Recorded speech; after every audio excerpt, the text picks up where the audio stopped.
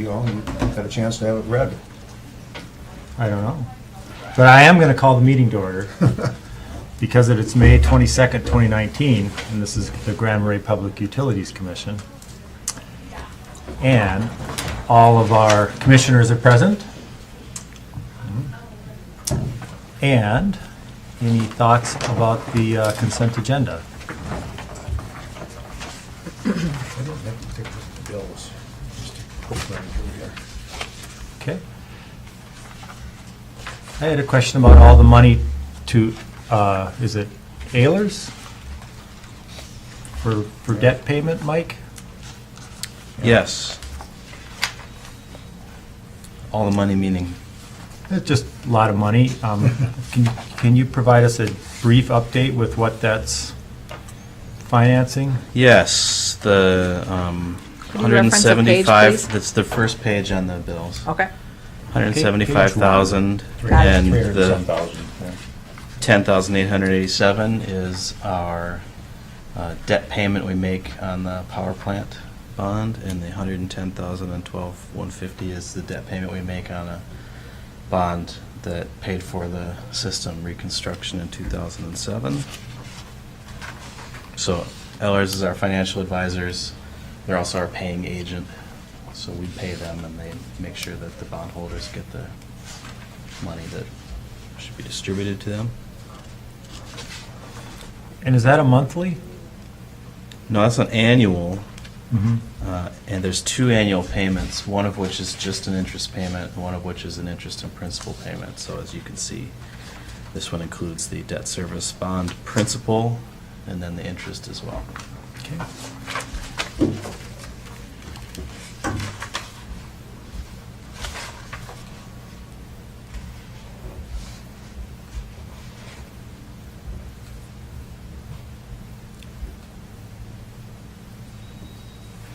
Otherwise?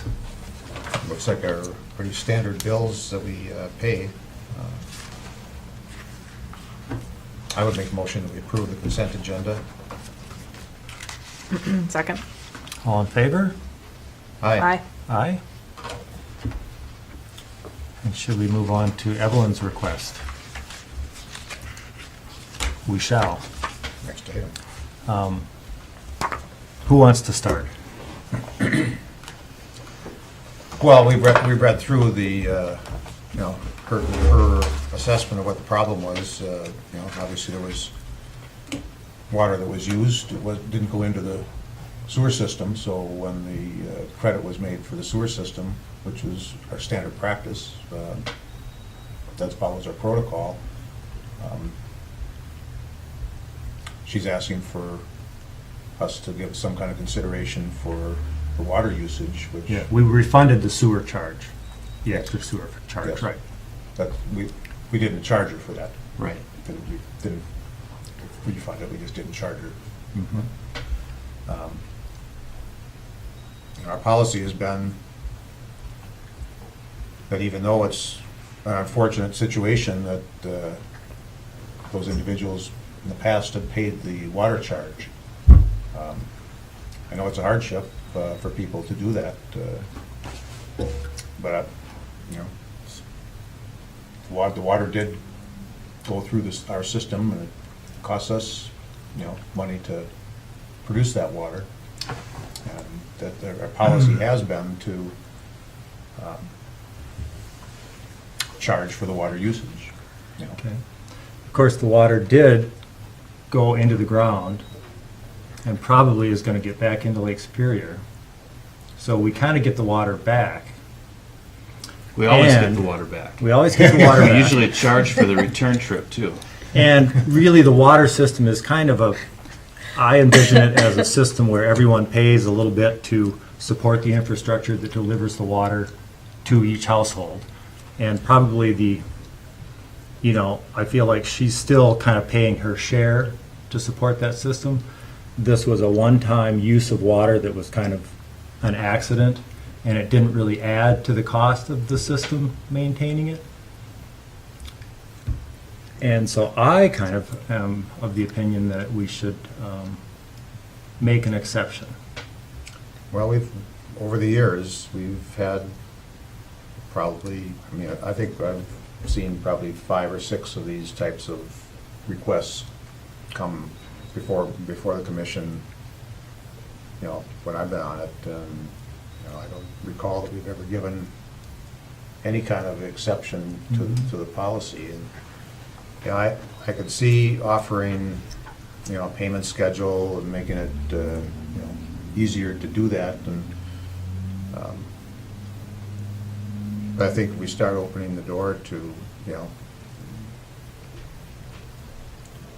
uses of water that somebody challenges or questions whether it was intentional or not. I mean, broken pipes have happened, and we've seen water run for a considerable amount of time.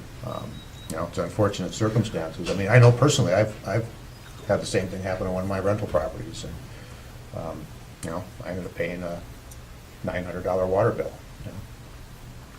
No fault of anybody's, but, I guess I kind of feel that, oh, excuse me. Let me just say that I kind of defer to your experience with that.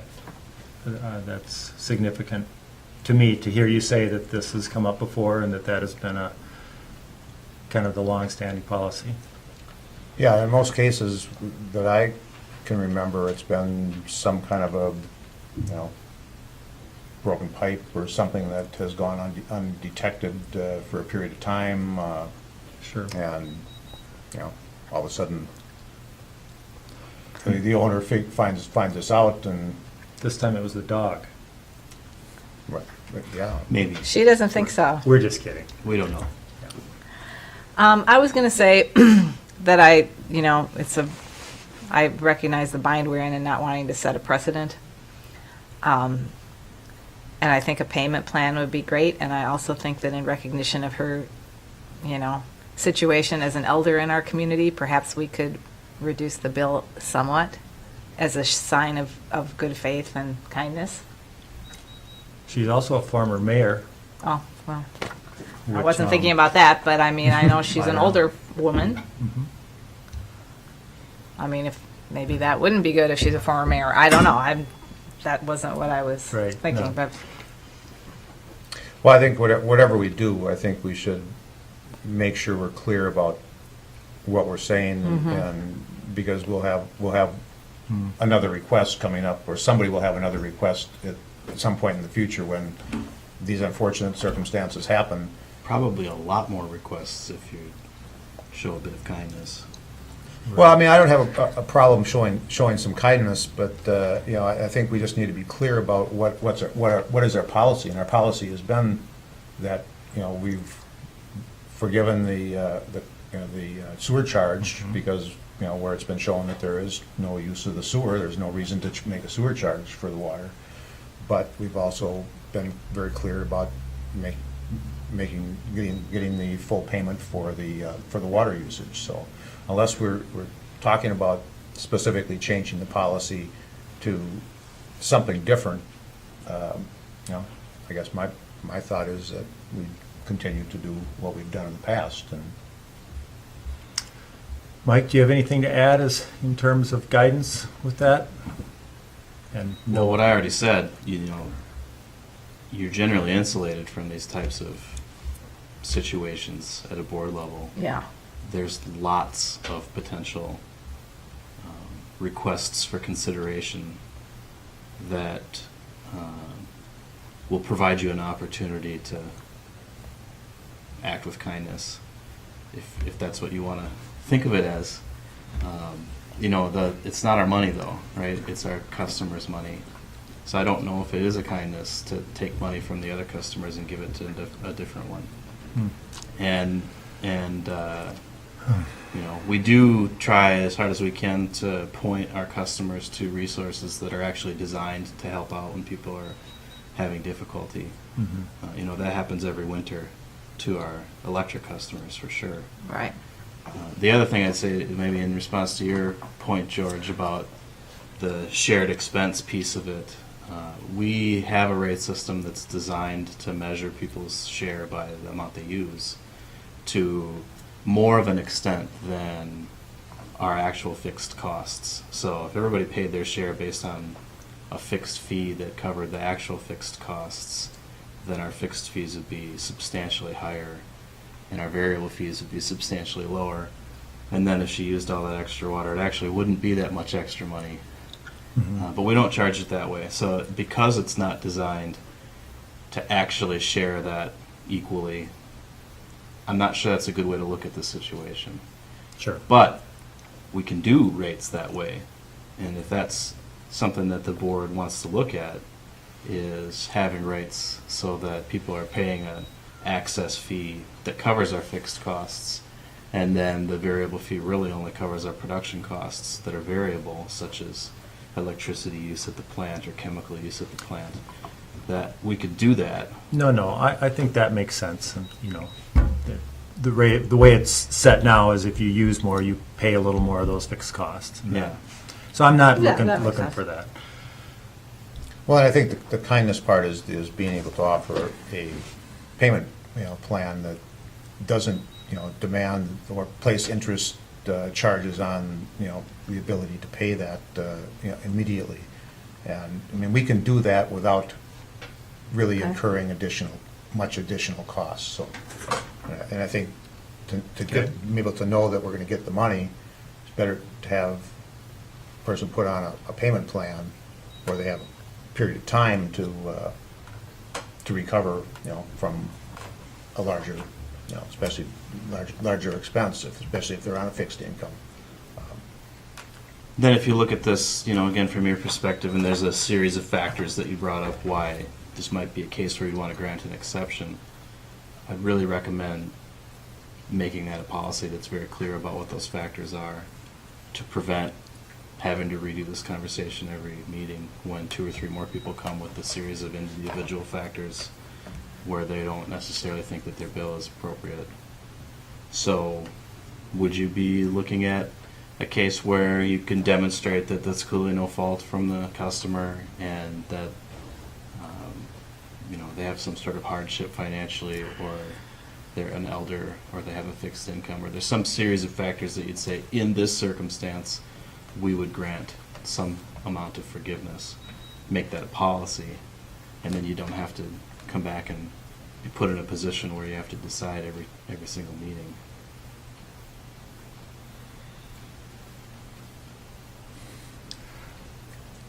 Well, I think I'm willing to go along with the status quo and leave it at that. Do we need a motion on this? What we've already done, I think I explained in the memo, is we've granted forgiveness of the sewer rates above and beyond what our normal usage is in a month. That's a policy that the Utilities Commission enacted a while ago, and they said, Right. we don't need to see these. If staff can determine it didn't go in the sewer, you can forgive that charge.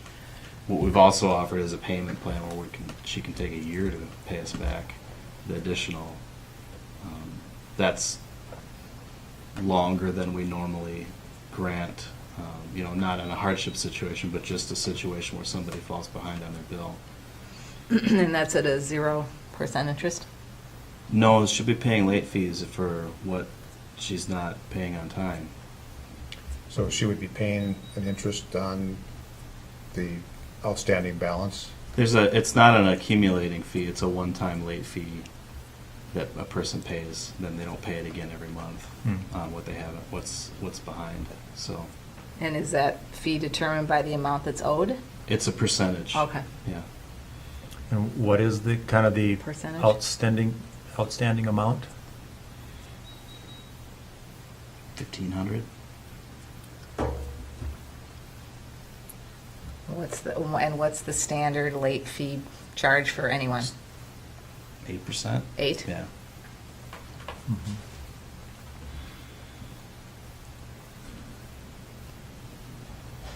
So $120, am I doing the math right? Yeah. In a situation like this, I could certainly see that, that we could forgive that late fee.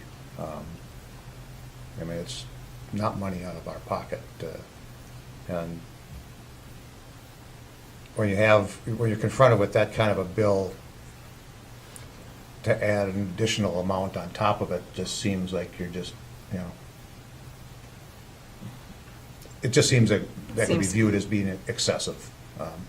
Yeah, I think that'd be nice. I think that would be kind of the small gesture I was thinking of as something, you know, something to show that we want to be helpful. Yeah. Okay. Can you make that so, Mike? Sure. Should we make that a motion? You should then, yeah. I'll make a motion to require the payment of the full water service bill and not require any late fees or interest charges to that portion, and that it would be able to be put on a payment plan for up to a year. I second that motion. All in favor? Aye. Aye.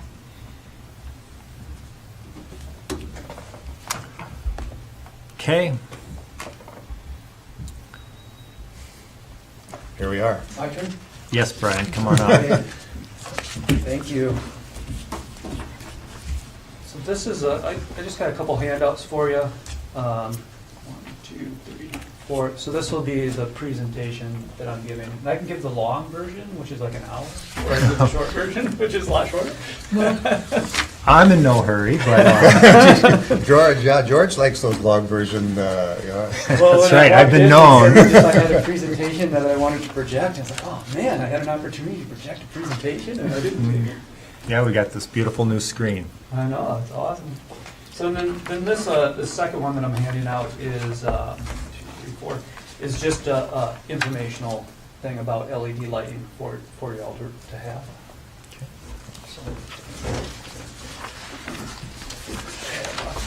Yeah, is anybody, Tim or Ann, do you have time constraints? I don't have any constraints, no.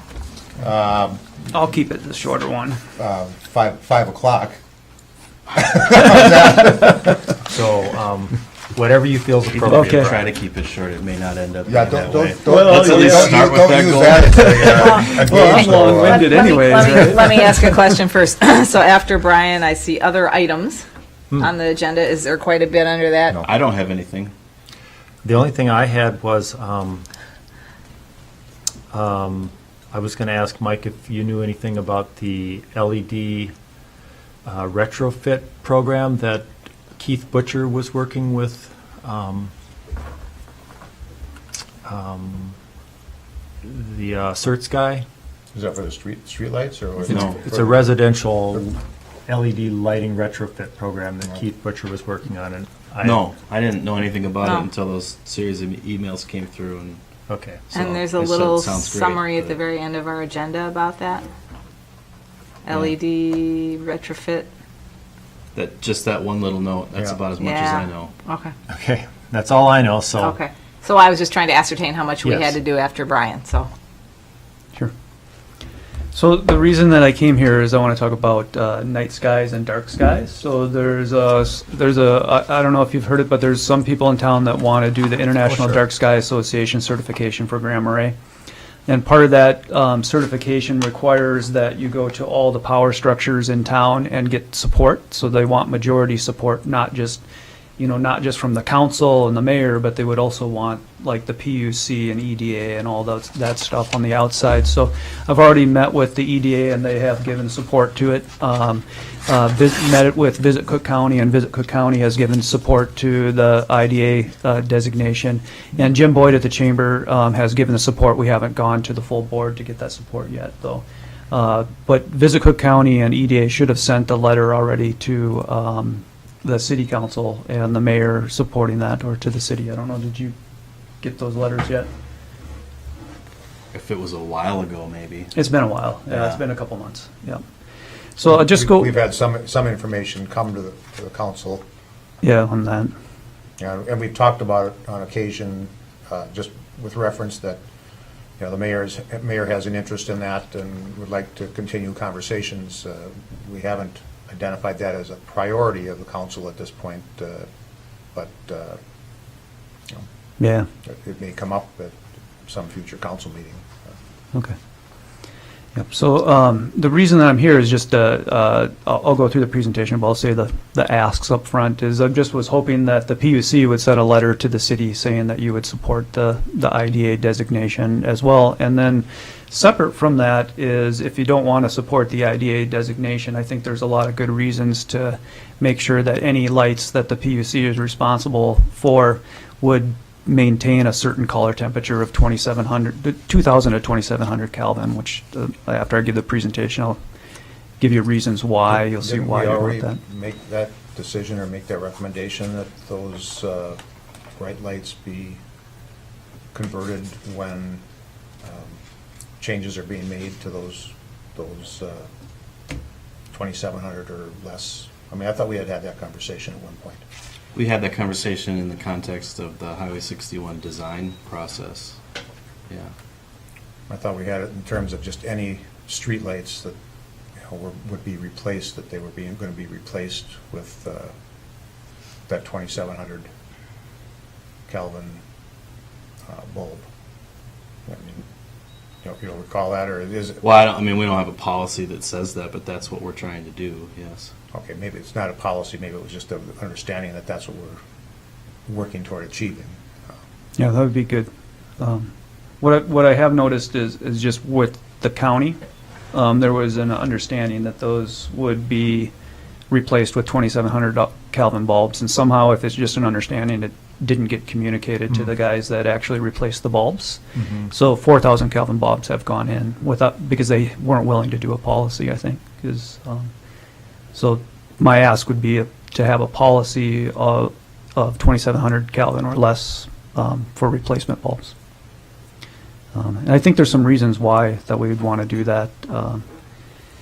Since we're at that point, is the primary reason. So I recently gave a presentation at the library. There was about 120 people there for night sky stuff, and some of the feedback that we heard from the people were not only were those 4,000 Kelvin bulbs bright and annoying, but they cause health issues as well.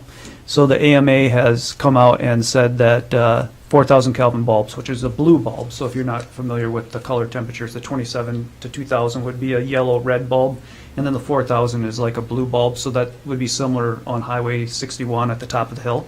Those lights are blue lights. Or if you go to the hospital, those are 5,000 Kelvin bulbs in the hospital. Really? Yeah, and the school are 4,000 Kelvin bulbs. So you can see a variety of bulbs around.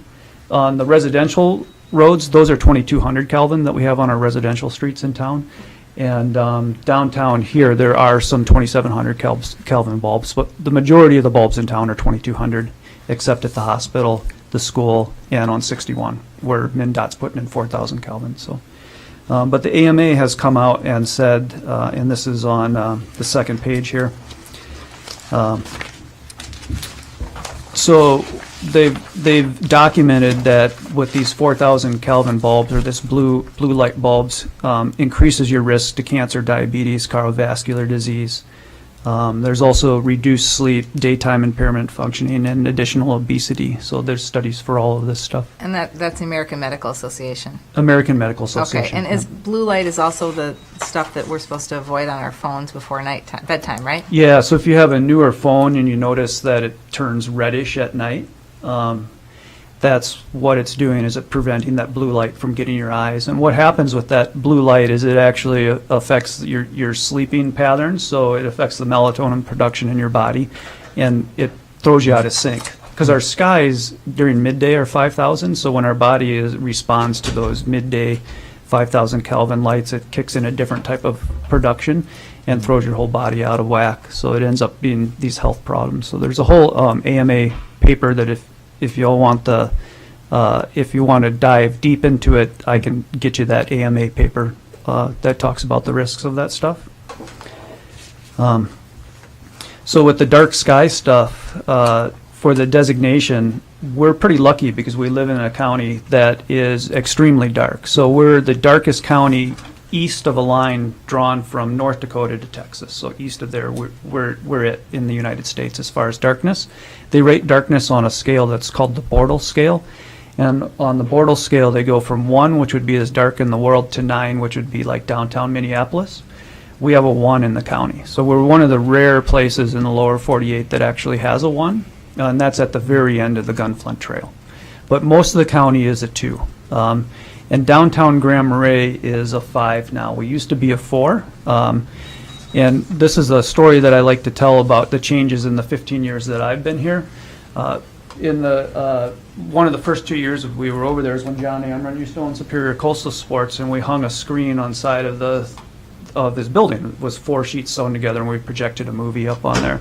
And during that movie, as it got dark, we were able to look south over Lake Superior and see the Milky Way, and then we were able to look north over up the hill and see the Northern Lights out while the movie was playing. It was really a unique experience. I've gone back to that lot, and you can barely make out the Northern Lights from standing in that lot now. And that's in the 15 years. That's what we've lost in 15 years in town. So we've decreased our border level by 1 point in town, which is unfortunate. But I think that we can preserve what we have and maybe get back to that 4 level without too much work.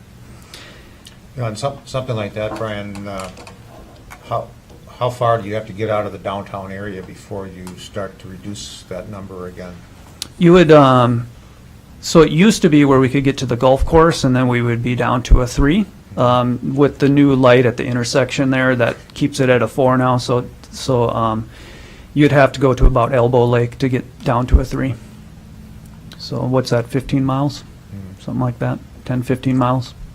Yeah, I know, you know, at times I'm driving up Highway 61 and, you know, especially with certain cloud condition, you know, factors in there, you can see the glow of Two Harbors or Silver Bay or, you know, even Grand Marais from a long ways away. And, you know, I mean, that's that glow that just kind of reflects off the clouds and certainly is very apparent. Yeah, and so this is a subjective and not objective, but Stan Tull, who has an observatory, everybody knows Stan, right? He has an observatory just outside of town, and he says that in the time that he's built that observatory until now, that he's lost the visibility towards Grand Marais, mainly because of the new 4,000 and 5,000 Kelvin bulbs that have been put in place here. So we've had our first dark sky event in the Grand Marais area last December, which I'm proud to be a part of. It was a great event. They had about 125 to 150 people, so it was held at the North House Folk School in the Blue Building, and we filled that Blue Building for the lectures, and people were actually looking through the windows. So I think there's a lot of interest going on right now in that. And last summer's Dark Sky Caravan ended up with 820 people was the total number of people that went to one of those events that the Dark Sky Caravan was holding. So I think that there's some good potential for dark sky tourism out of this, and that would be my primary reason for seeking like an IDA designation, because I'm in the tourism business. So if we get the designation here for myself, it works better, but I actually think that it could be a good economic driver overall, and then it would also increase reduce the risk for our residents in town. So. I mentioned before about the blue skies. So the other thing about the blue lights, the other thing that happens with blue lights, which is the 4,000 Kelvin bulbs, is it's not just a direct replacement. So if we take a 2,000 Kelvin bulb out of the city, just like a standard light, and we put a 4,000 Kelvin bulb in there of the exact same intensity, you actually end up increasing light pollution by 2.5%. And the reason that happens is for the exact same reason that our sky is blue. So blue light scatters through the atmosphere, and as it scatters, it turns that sky blue. So the red and the yellow lights, they actually penetrate very far and disappear. So we tend not to have the red and the yellow skies except at sunrise and sunset. But the same thing happens at night, where you put in your 4,000 Kelvin bulb, and all of a sudden, all else equal, you've increased your light pollution by 2.5%. Even though you may think that you've not done anything because the intensity is the same. So the wattage is the same. The wattage and the luminosity. So the luminosity would just be how much brightness is coming off of it. And if the luminosity is exactly the same, you still increase the light pollution. So why would a person choose, or a city choose anybody choose the 4,000 over the 2,700? What does it get you? Yeah, that's a really good question, and it comes down to history of LED bulbs. So the original LED bulbs came out, they were 4,000 Kelvin. So everybody in their house likes the bulbs that are called soft white bulbs, right? Remember the incandescent ones, we'd go and we'd buy soft white. Well, everybody was used to that terminology, so they called 4,000 Kelvin bulbs warm bulbs because it was the warmest bulb that they could make. They couldn't make these 2,700 Kelvin or 2,000 Kelvin LEDs at the time. And now they can, but things standardized between when they started the production of the 4,000 Kelvin bulbs until they've come up with the 2,700. So all the agencies, all the government agencies adopted the 4,000 Kelvin bulbs as kind of the standard. So we see this at MnDOT, so that's their standard bulb now, is MnDOT is 4,000 Kelvin, even though the 2,700 Kelvin bulbs are available. And what we've seen now is cities going back and retrofitting their bulbs. So Duluth just passed a resolution where they're going to go back into every residential neighborhood and remove the 4,000 Kelvin bulbs that they just put in a couple years ago and replace them with 2,700 Kelvin bulbs. So the 4,000 aren't more efficient or something? They are slightly more efficient. 4,000 would be slightly more efficient, but not by much. You could put the same. What would happen is if you took a 2,700 Kelvin bulb and put it so it kicked out the same luminosity value, you would spend pennies more. It's pretty close. So what you would do is instead of putting the same luminosity, you would put the same wattage terminology, so it uses the same amount of energy and it just wouldn't generate as much light. That said, it still generates more light than we're getting currently out of the bulbs in the residential areas in Grand Marais. So you wouldn't end up spending any more Okay. because you would put the same wattage. And you'd actually spend less than what's currently in there on energy. So there's other problems with 4,000 Kelvin bulbs, and one of them is for people with eyeglasses or contacts. You do get additional glare off them when you're driving down the road. I don't know if anybody's driven up the Gunflint Trail at night and noticed the light on Devil Track. If you've noticed, that's pretty glary. Or down the light on Highway 61 where 7 comes in, if you've noticed any glare problems. I wear contacts. I get some problems with that. Not everybody has it, but some do. Yeah, on the Gunflint, you were just mentioning that's at the golf course there? At the golf course, yeah. So the other issues that we face are unshielded or upward-facing light fixtures. So, one of the things of going to an IDA designation would be to eventually, when those fixtures need to be replacing them with one that just points the light down, which also makes a lot of economical sense because then you can use a lower-powered bulb to light the same area. We don't want to lose any of that light up into the sky because that's wasted energy, extra cost, but it is also light pollution. And then light density is another consideration. Generally speaking, Grand Marais currently is at the density that would be required for IDA designation. There's not much outside that other than the hospital, the gas stations, maybe a few spots downtown, but all the public lighting, I think, would meet the intensity standards, other than the new MnDOT lighting that they put up on 61. That would fail. So what it would take to get the IDA designation is there would have to be some ordinance changes at the city council level that would require certain styles of bulbs and everything to meet these standards that we talked about: color, temperature, lighting intensity, and then the direction of lighting. Those are the three big things that would need some ordinances. So that's the ask on if you get everybody from the outside groups saying, hey, this is something we're interested in doing, then the city might be more apt to address that. We talked about the medical issues. I think that, just from a medical perspective for the residents of Grand Marais, I think it just kind of makes a lot of sense to go with 2,700 Kelvin or below, because then we reduce or we prevent those extra risks to cardiovascular disease, obesity, and cancer. So keeping it in that 2,700 Kelvin or below, it doesn't really cost anything extra when we replace bulbs in the city, and it does reduce the risks. So,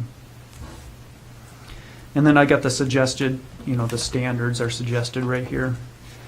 From a tourism perspective, there's not a lot of studies out there on what going to IDA designation has done for people. So I'll use some of my classes just to show you the impact that my personal classes. So I teach night sky photography, And I did 4 classes in 2017, 4 classes in 2018, and I'll do 4 in 2019. So my workshop fees come in at about 20 grand. That's what they pay me, and then we do about 160 room nights just for this program. So about 20 grand in room nights. Is that through North House? This is on my own program, although I do one night sky one through North House as well. Okay. But we only do that about every 3 years because we alternate classes there.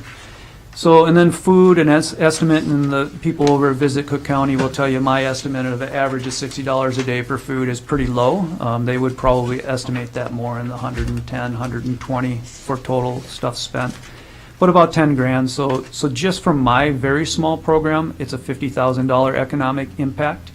And I think there's a lot of businesses out there that if we got an IDA designation, that there's business opportunities. So somebody could offer night sky viewing sessions. So all they would do is have a couple telescopes go out into the woods somewhere, set them up, and have people come along and take pictures. I think that's actually would be a successful business for anybody that wanted to do that. Has Stanley ever kind of gotten into that at all? I've talked to him about it, and he's not really. It doesn't seem like he's all that interested in it. But he's the only one with a real observatory sort of telescope in the county? As far as I know, yeah. There was some talk, and it's just talk, so who knows if this would ever happen, but there was some talk that UMD might be interested in putting something up in the community. But whether or not that happens, I don't know. Definitely an opportunity, I think. Yeah. So then another thing is, this is just the power of night sky tourism, is every year somewhere around Silver Bay, the venue varies every year. They get about 150 photographers that come there for a weekend-long event. And I think that with our event here in Grand Marais that we do in December, I think that's going to grow where we're going to see 500 people that come up here. Because if we had 120, 130 people go to that the first year the first year of an event is never the best year of an event. So as the tourism board grows that, I think that's going to be a 500-person event in December. So I think there's going to be some significant impact there. And then where we have seen some studies is over in Europe. So the Galloway Astronomy Center saw 25 to 30% increases year over year immediately after they got the IDA designation. So telescope sales are up. They're about 150% year over year, so there's very big interest in the night sky right now. And then if you look at our national parks, you're starting to see this after night movement in their national parks. So the national parks are advertising half the parks after dark. It's their plan. And they've seen like 10% of the people that in parks that are tracking it, 10-15% of the people that go are now going for another night sky. So. Yeah. Being that we have darker skies in a lot of our national parks, I think we could really capitalize that as long as we preserve it. And then in Galloway Forest Parks found that for every pound, they're in Britain, for every pound that they've spent, they've generated 1.93 pounds in economic impact. So that's kind of the pitch, and then you see numbers from the dark sky caravan attendance on that last sheet. Yeah. Well, Bryan, I think we're just all on board with this, or I am anyway. I guess I shouldn't speak for... I am definitely. I think it's a really worthwhile thing to preserve, and it sounds like it's pretty doable. Well, you kind of super glossed over one really big, hard part of this. Okay. Which is the city has to pass an ordinance that requires people to have particular types of lighting, and that lighting that does not comply to that has to be replaced. Mm-hmm. So, hey, no problem for me. I don't have any lighting in my house. Holiday is going to have an awfully big bill. The hospital is going to have a ridiculous bill. And I wonder, have you given this presentation to the hospital board? I have. I can tell you and their to the costs. clinic board? I can tell you their costs right now. Okay. So to comply, the issue that the hospital faces is that currently there's no replacement bulb at 2700 Kelvin for the hospital. Just because of the fixtures Because of the they put fixture in? that they chose. Man.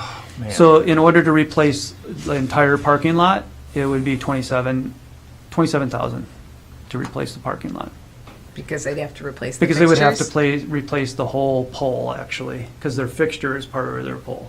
And it was a close vote up there. What that came down to is they're waiting to see what the city does. So they would have probably replaced it, except they were waiting to see what the city was gonna do and to see if there's any money from the city that will be helping with that replacement. We actually fundraised to do some of the city. Now we get to the rub, which Yeah. is, are we going to, as a community, fund the replacement of these lights where people have made an investment recently and it was perfectly legal, and now we're going to come back and say it's not? Yeah, Well, that doesn't mean that the light's not gonna be available in the future, though. So they could, they could wait and see if 2,700. Just anecdotally, we've had lots of difficult conversations with potential vendors, and we've talked about trying to get retrofit lights here. All these downtown lights are high-pressure sodium bulbs, which is pretty old technology, and we don't replace high-pressure sodium bulbs anymore. We just put in an LED replacement bulb instead. And we've had more than one vendor tell us they don't have anything that's warmer than 3K to put in here, which is not true, of course. We know we can get 2,700K bulbs. So I wonder if maybe they just haven't tried hard enough yet, too. up It could there. be. Yeah. But yeah, the other thing is the technology is changing so fast because there is so much conversation about this that there'll be a market, there will be these products available. Yeah, I think I think it's gonna be a heavy lift for the city council and the mayor to get the ordinances done, but that doesn't mean that the PUC can't do their bulbs. Make sure Well, I that you mean, I get think your there's a bulb couple of things, replacements. you're asking. One is that there be a city ordinance, that the city take this on and create an ordinance that, Applies would to everybody. meet these standards. So you're asking for the city council's concurrence that, Yeah. this is the direction we want to take, and you're asking PUC to kind of start that process with some kind of an endorsement from the PUC.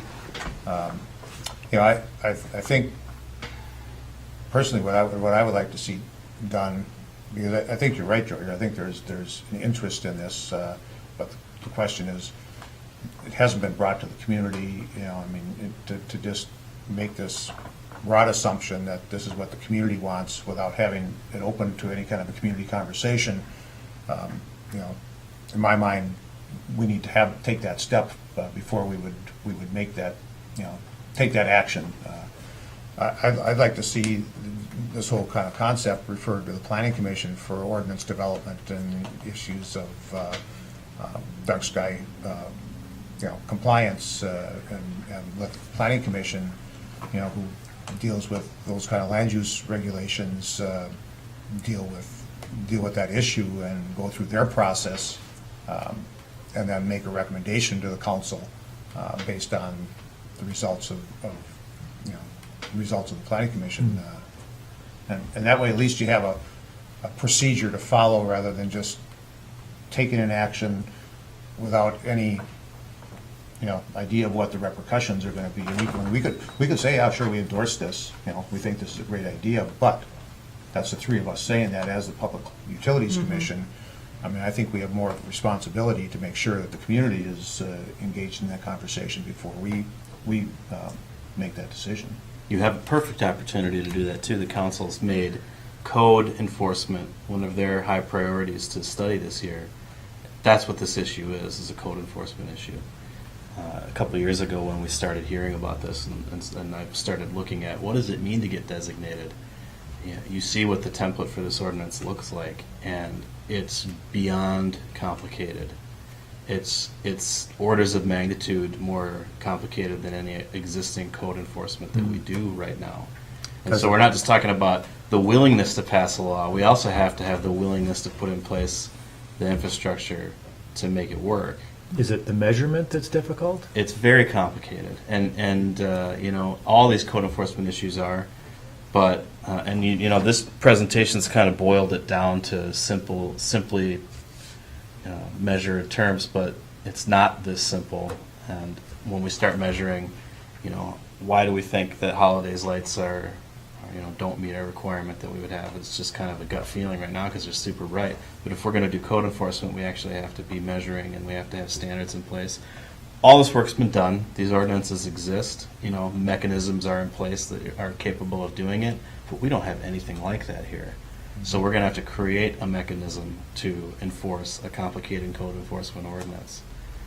So we've gone multiple different directions here that local government in Cook County hasn't really been willing to do in the past. So I don't think that I can say enough about how we don't want to underestimate that. And I think when the city engages the public about code enforcement and tries to discover what are the issues that the community is willing to build a system of rules around and wants to see enforcement and is willing to fund enforcement on, well, there's an opportunity for the community to tell us this is one of them. And if it is, then it makes it a lot easier. And it seems to me that's kind of a city council issue. Yeah, And it as is. Tim described, maybe Yep. the planning commission is the, kind of the first.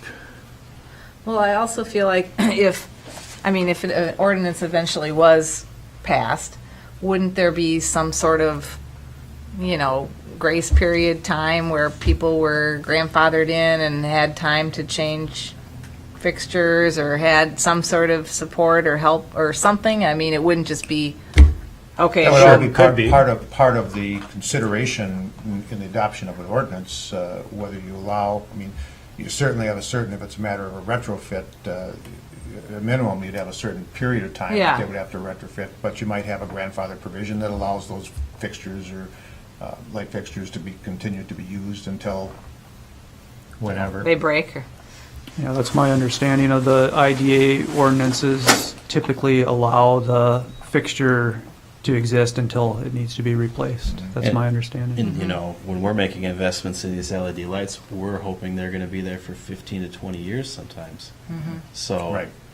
Well, I know, Yeah. did Well, we make any Yeah. actual change? Is the hospital really going to spend that money just because we passed an ordinance if it doesn't require them to until the light burns out? grandfather rights in Yeah. terms of zoning issues. I think we can actually- We have grandfathered uses and activities that are still continuing today when the ordinance went into effect in 1970. So, Yeah. 50 years later, those grandfather uses still exist. So, At least it preserves a point in time where it's not going to. But there's a process to that, yes. Yeah. Well, I have a question, Big just a general ordinance. question, Brian, just because I don't understand, maybe kind of all the details of this, but in terms of the sources of light pollution, you're asking the city to adopt an ordinance based on lighting within the city. Can you give me some idea of what, kind of the breakdown of light sources are, whether it's Cook County or just nationwide? I think of, communities, yes, residential lighting, people have their own personal street light or yard light, and how much does that contribute? How much do city lights and even transportation, something that's moving down the road, obviously in the metro area, there's a lot of cars, not so much up here, but how much, impact does that have? And we're seeing, of course, the newer cars coming out with those high-intensity LED lights too, Like a percentage of what the lights are, or just an idea of what the sources in sources are, this yeah. town? Municipalities, industrial sites, I Yeah. don't know how there's any kind of breakdown of how Yeah, that- I would assume that, like, from a city perspective, it would vary so much based on the city. In Grand Marais, our street lighting is actually really good. It's not very bright, so there's not a lot of light pollution coming from there. Our street lights probably actually already hit the standard for that, except on Highway 61. And you could see this, I wish I would have brought this picture, but you can see the difference between the old lighting on Highway 61 and the new lighting on Highway 61 and the intensity of that style, that new style of lighting. So if you go down and stand at Voyager Brewery and look up the hill, you'll see the yellow lighting that's not very intense, and then all of a sudden you see that blue and intense lighting at the top. So, for the public lighting, I think that primarily we're pretty good at it, but you'll see it on houses. So light pollution in general is going to come from any light that's in the city, and they don't generally count moving lights, like light that's turned off and on a car, for example. That typically isn't counted as light pollution, although I'm sure it probably does add to the light pollution, any light that's on. One of the big ones that we have in our town is the hockey rink in winter. That's very bright. And they have downward facing lights and everything, so it's hard to tell why. It's bouncing off the white ice. Yeah, one of the kids, when I gave the presentation at the library, one of the people in the audience thought maybe it was because it was bouncing off the ice into the air. But the hospital, for us, the big factors are the gas station, the hospital, and the school. Those are and the courthouse when they keep their lights on. Sometimes they turn them off. So those are kind of the big sources of light pollution in our town. The rest of it is fairly low key, actually. We don't have a lot of light pollution here. We're pretty close to meeting the ordinances. And are any of the fixtures you mentioned upward facing? The hospital lighting meet every criteria except for intensity and color, so they're downward facing IDA certified lights for downward. The school, I believe, is downward as well. I'm not positive of the gas stations. I don't know how they rate under the pavilions. I don't know how that's rated for IDA. So what can the PUC do here? I mean, it seems like our role here is maybe just to kind of monitor the lights that we're in charge of. Can we express support for this idea? I mean, you can certainly take a political position on In it. that. Yeah. Yeah. I mean, I would be in favor of expressing support for the idea to the city council, hoping that the city council will take it up in an appropriate manner. And I like your idea of monitoring what the city does with its lights. Yeah. I mean, it seems You're like doing that's... a great job, Commission, on that. How so? Well, take a look at the Public Works facility. Did it get good lights? I haven't gone up Just and for looked yourself? at it, but I'm going to assume since he's saying something, we got good I light. think we required those 2,700 or less Yeah. downward directed fixtures as part of that project. Yeah, Highway 61 is getting them too, right? Mm-hmm. Yeah. Yeah, in fact, our conversation with MnDOT has been, the spacing requirements, we'd like to minimize the amount of lighting based on more of a pedestrian need, and of course MnDOT's needs are a little bit higher because of the vehicle. They have formulas, and we're trying to make sure we get that right balance of meeting their requirements, but also trying to minimize that arc of light that's produced, so that the intersections where there's pedestrian crossings have adequate lighting, but we mid-block maybe not as much lighting. I don't know if we've got that resolved yet. Well, the design's done, yeah. Well, I know, I but- guess it's all resolved. The style that's out there now, 25-foot poles, mostly intersection lighting, that's what will be constructed during the project. There's very few mid-block lights that are included.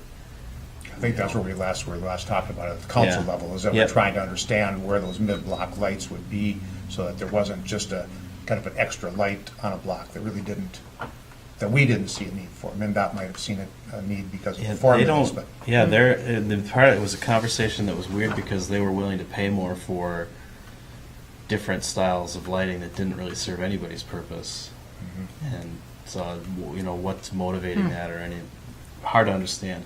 yeah. But they think about street lighting as not based on locations and intersections, but based on just the length of the street and how many lights per that length would they recommend. And that just kind of completely ignores the context of where the Yeah. road exists and what use they might have. So we approached it kind of from that direction instead. And I think it's going to be great. it'll fit right into this, and because we've insisted on it. Good. So So how about, I mean, one of the things I think the Public Utilities Commission could do is, actually create a policy, if you're saying we don't really have a policy yet, that specifies that, replacement of all city utility fixtures, lighting fixtures would be with 2,700 Kelvin or less bulbs. I mean, if we don't have that policy, we could certainly make it, and I say that because we generally just don't govern ourselves by policy. So, yeah. if you think about the that's process that a policy lives in, where the policy-making board creates a decision, that decision is communicated through staff to the people that actually then enact it. Yeah. That's all happened. So it's. We just don't have it written down on a piece of paper that's in a book somewhere that says policy number or whatever. Well, if we pass a motion or a resolution, will it have the same effect? As long as the On same your people opinion? are around, Well- but then again, as soon as these people are gone, are they going to remember to look at that policy anyway? So you're in a good place right now. Our staff knows how to do it. They've sourced out what they need. Now, whose bulbs are they is a kind of a tricky question sometimes. The Utilities Commission talks about the streetlights because we use our electric utility staff to maintain the streetlights. But are they really the utilities streetlights? The street department. Or are they the city? Yeah, the city Street council. departments. It's kind of a gray area, so, and not one that needs to be solved. So, Okay. Do you feel like right now, city staff is aware of the temperature issue? And Yes. are committed to using the lower temperature bulbs? Mhm. Okay. So maybe not a need for a motion. Maybe not A- that a- motion, a- but A written policy, maybe not a need for a written policy, as long as there's an understanding of what the action will, There's not a PUC kind of handbook written down anywhere that Matt and Jeff consult every morning? I'm afraid not. yeah. Well, that's okay, it's a small town. Yeah. But can we still express our support and our, request to the city council that they? Yeah, but look at I got this? one more nuts and bolts question Ah. about, okay, how about the bright lights up on Highway 61? Whose bulbs are those, and who's replacing those bulbs? And whose responsibility would it be to change those out? Well, Because that seems like a problem that exists. don't expect MnDOT to. To change them? Yeah. Do, Yeah. would you expect Their- them? Their policy, and they are governed by policy, even though it's wildly inconsistent, is that street lighting is not something that they provide in rural settings at all. So they are participating at a level in these lights and requiring the city to sign a contract that says the street lights are ours to maintain. Now, that didn't happen for those lights at the same level, but they were built in 2003 originally. Okay. And at that time, the expectation, I think, was that we would maintain them. So if you want to have different bulbs in there, then we can just get some different bulbs and put them in there. Good, that's what I was hearing you How say. many fixtures are we talking about? I don't know, 20? 2 dozen? And Would you like to know how much it would cost? Yeah. I can't tell you now, but I can find out.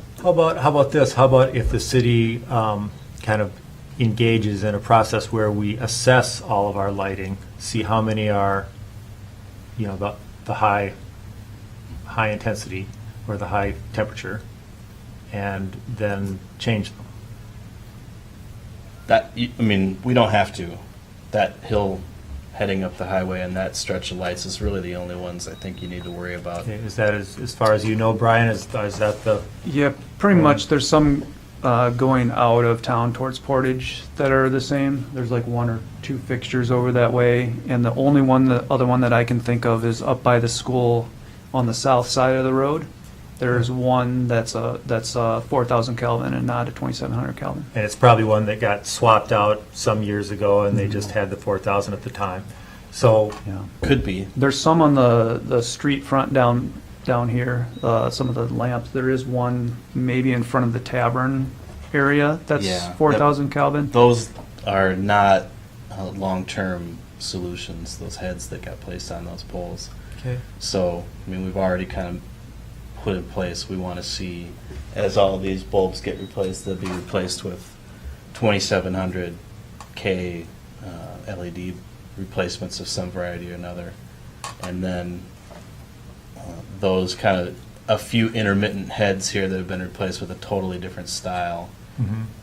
We're going to have to pick a region, a block or something down here where we're going to start taking these old heads and putting them so that there's not this weird looking head in the middle of the road, and have another, you know, a block or something where we just come up with a replacement solution. When we do that, then those will also be 2700K. So, Okay. yeah, there's a few outliers out there, but, you know, look down towards Boulder Park, for instance, some of those heads were replaced with brighter ones. The Harbor Walk the same way. All the ones that are in the Highway 61 corridor from 8th Avenue running east till you get to the Gunflint Trail are going to be taken care of when the highway project is done. And then if you want to advocate beyond the city council, you can advocate to the county board about the light at the intersection of the Gunflint. That I tried to tell them, Sounds please like- don't install because we're going to build new lights in a couple of years. Mhm. But they did it anyway. Okay. So can that be on your list to kind of do that assessment of the PUC's lighting and, you know, adjust it so that it's all the low temperature? Probably not going to do any more assessing than we already did. So, but yeah, I'd love to have that on my Okay. list. And I feel like it'd be good for us to know what this would cost. Sounds like it's not, I mean, 20, 30 bulbs. I have no concept of what these What do bulbs. those things Oh, cost? it'll be a, you'll notice the number. That when we're talking about a larger, bulk replacement at one time, that's something that we would bring to you. When we're talking about just a street light got run over and we need to replace it, Mhm. we're not going to come and talk about that cost with you because it's just a cost that we have to spend. So it's just an operating expense. So that's most of the lights that are on that list are just, they get replaced as a maintenance activity and we're dealing with it. Just approximately what does a street light, LED street light cost? Are they $10, $20? Well, you can get a fixture for $150 in some circumstances on the cheap end. You can get a replacement bulb for one of these. It might cost $300 to $400. Some fixtures cost thousands of dollars, so it really depends. But what about just a bulb alone? It's not a bulb anymore. Oh. Like these fixtures that are on the highway, Yeah. it's the entire head Oh, that gets replaced, and it's just got 3 little actual diodes in it. okay, They're not little, they're big. okay. Would you need Brian's help in identifying which lights need to be considered for replacement? Nope. Would you provide us with a cost of what that'll be, or do we just want to authorize that Mike and the staff to go ahead and replace them? I mean, I'm not sure what you're saying in terms of replacing, some of them are gonna get replaced with Yeah. with Highway 61, with the Highway 61 projects. And I guess that would be up to staff to determine that. Well, maybe I'm missing a piece of this, the kind of a crucial piece too, which is the timeline. If your assessment means, I want to know how all the bulbs can tomorrow be 2700K, then there's some work for us to do. If your expectation is, if it takes a few more years, 5 more years, before all that transition is done, then there's really not. And I don't think you need to see a cost for most of them. Okay, it's just a process that will happen. Yeah. Except for that chunk of the highway where they've got the 40-foot poles from 8th up Avenue on- and heading west. Okay, Yeah. So would it really be within 5 years? I mean, I thought one of the selling points of LEDs is they're supposed to last so long. Yeah. We're replacing LEDs that are not needing to be replaced Okay. because, LEDs are fairly new for us too in street lighting. And so a lot of these are really just kind of experiments and seeing if we like how they operate, what they look like, do they fit in aesthetically, are they functional? and in some cases, you know, they're not panning out, so. Okay. You know, before, we haven't actually gone and done mass replacements in the neighborhoods where we still had high-pressure sodium Sure. lights. But that'll be happening, because we're not replacing high-pressure sodium bulbs anymore. Okay. So we will want to have a fixture that we're kind of comfortable with, and then as we need to replace them in the neighborhoods, we'll be doing that. And then along the highway, that's scheduled for replacement Mm-hmm. in 2 years. Yeah.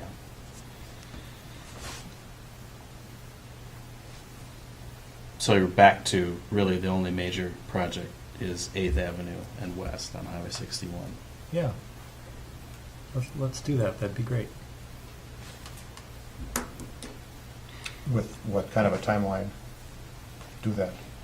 6 months this Well, summer? let me come back with a cost for you Yeah, to look that'd be at. good. Perfect. Yeah, Okay. thank you. And what I'll do is, I will take this conversation that we've had here back to the council next week and let them know that Bryan was here, gave a presentation, asked us to endorse a dark sky compliance ordinance.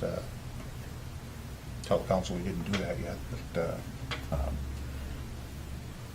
ask for help, maybe some direction from them as to, in terms of, you know, if they think that the council needs to take more direct action on this, or if they want the PUC to be more involved.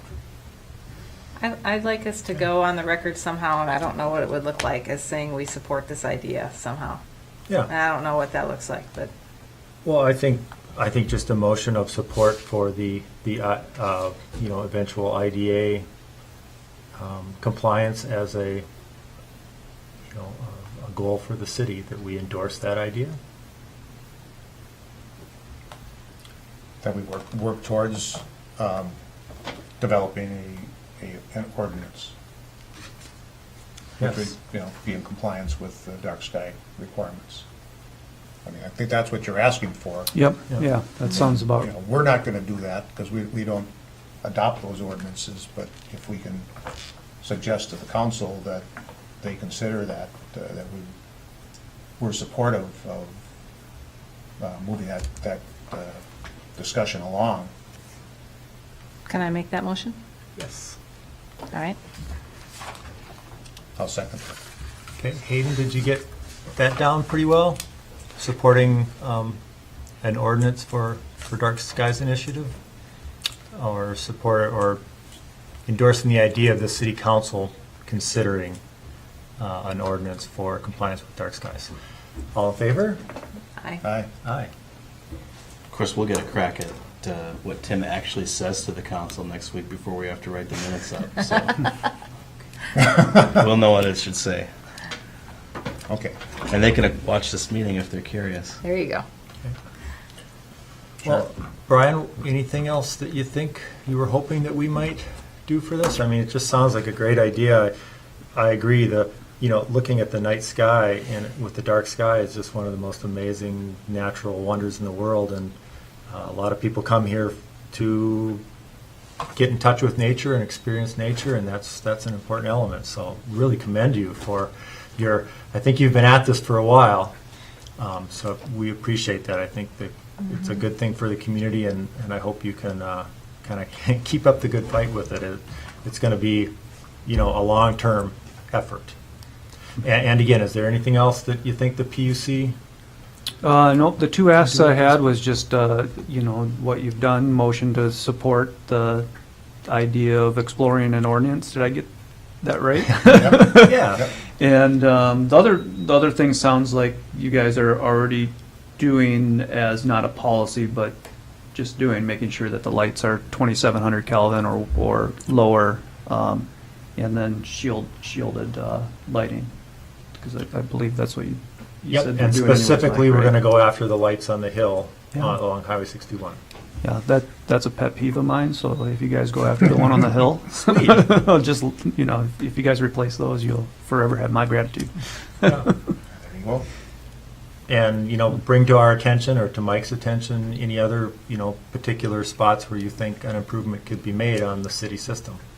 We'd be Okay. very open to making that change. Yeah, I think pretty much I think. it's pretty close to what it needs to be as far as IDA right now. So as long as the replacement fixtures maintain that same level of intensity and color and downward facing light, you'll be golden for meeting those standards.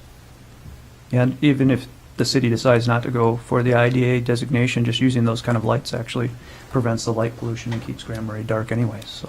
I think the mayor has, on a number of occasions, said he would like to see the city pursue that ID designation, so, I mean, Yeah. I think that is something we've already been talking about, or at least it's been put in our, you know, kind of our mind, in our minds, that he's interested in. Yeah. We have one more angle of this when it comes to street lighting. Our load management software that we use for off-peak heating and other things is capable of also controlling street lighting. And, you know, we don't have radio receivers on our streetlights or streetlights that are controllable for the most part right now. But as we're looking for that standard replacement for the regular streetlights in the residential neighborhoods, that's something that we're asking the vendors to provide to us. We want to make sure it's dimmable or switch on and offable based on a timer or based on our load management system. That's something that cities have been doing Yeah. for a while now, is actually just taking the whole system and saying, you know, here in the wintertime at 10 o'clock, maybe we can just dial it all down. And it doesn't have to be as bright. That's a nice idea. Yeah. Save some money too. Yeah, Mhm. exactly. Save some energy. And that's in the policy book? Yeah, that's in the policy book. Yeah, Okay. and they read that every morning before they have that first cup of coffee. We'll read from the policy book today, chapter 7. It's a little sobering to think that we're a policy organization without a policy book, Right. but, okay. It's sobering to you. How long have you been on this board? Great. Okay. Well, awesome. Thank you so much Thank you, for Bryan. having me here. I Thanks for appreciate coming, it. Bryan. Thanks a lot. If you have any other questions, just let me know, and I'm more than happy to help out however I can. Okay. Great. Thanks. Yep, Thank you. appreciate it. Yeah, see you guys later. I think that draws our meeting to a close, and we shall be adjourned at this time. All right. Lisa,